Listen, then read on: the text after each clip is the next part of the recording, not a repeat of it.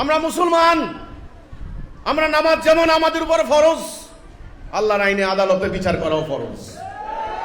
আমরা মুসলমান, আমার জন্য রোজা যেমন ফরজ, আল্লাহর দ্বীন কায়েম করাও ফরজ। আমি মুসলমান, আমার জন্য সুদ যেমন হারাম, সুদ খাওয়াও হারাম। সুদ যেমন হারাম, ধর্ম ব্যবসাও হারাম। আংশিক মানবো তা তো হবে না। আজকে বলেন আপনি, আল্লাহর হিসাবে মুসলমান কয় জাতি হবে? এক জাতি, এক জাতি। আল্লাহ কয়জন? একজন। রাসূল কয়জন? একজন। এই কিতাব কয়টা? একটা। তাহলে মুসলমান জাতি হবে কয়টা? এই যে একটা কাগজ, এক পাতা কাগজ, আপনি বলেন তো এই এক পাতা কাগজের উদ্দেশ্য কি? আপনি বলেন তো দেখি। লেখা না? লেখা। উদ্দেশ্যটা কি?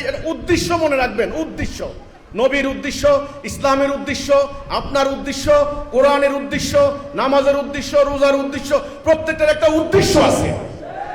উদ্দেশ্য না ঠিক করে কি আপনি ঘর থেকে বাইরে নিছেন নাকি? আমল করার সময় উদ্দেশ্য বুঝবেন, এটা কেন করব, ওইটা কেন করব। বিনা উদ্দেশ্যে আল্লাহ বানান নাই।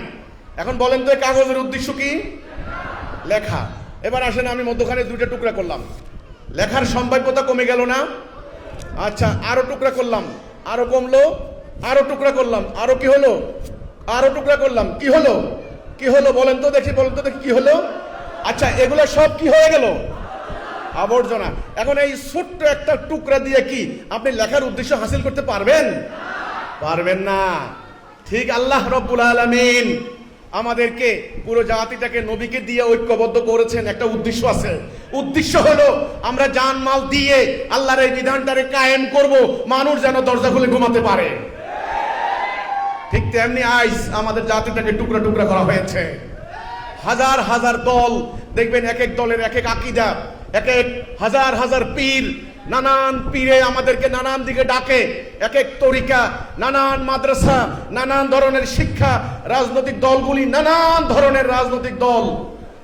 এত দল হতে পারে? এত টুকরা হতে পারে ওই কাগজের মতো? এ ভাই, এই কাগজের মতো। এই যে দেখেন, এই যে বাংলাদেশে এখন যারা বর্তমানে ক্ষমতা আছেন, বিএনপি ধরেন, বিএনপি সহ অন্যান্য অনেক জোট ক্ষমতা আছে। আগে যারা ক্ষমতায় ছিল, আওয়ামী লীগ সহ 14 দলীয় জোট, তারাও এই দেশের মানুষ, এরাও এই দেশের মানুষ। এখন দেখেন টুকরা কইরা মারামারি করে অশান্তি। এবার পীরের অবস্থা দেখেন, ধর্মীয় দলগুলোর অবস্থা দেখেন, মধ্যপ্রাচ্যে যান, শিয়া সুন্নি মারামারি, খুনাখুনি। এখন আমার কথা হলো এই, আমরা ঈমান আনব। কি আনতে হবে? আমাদের কি হারিয়ে গেছে? আমরা বাম দিকে, এখন ডান দিকে আসবো। হিজবুত তাওহীদ আপনাদেরকে হেদায়েতের দিকে ডাক দিচ্ছে। এটা মুক্তির পথ, এটা হেদায়েতের পথ, এটা জান্নাতের পথ।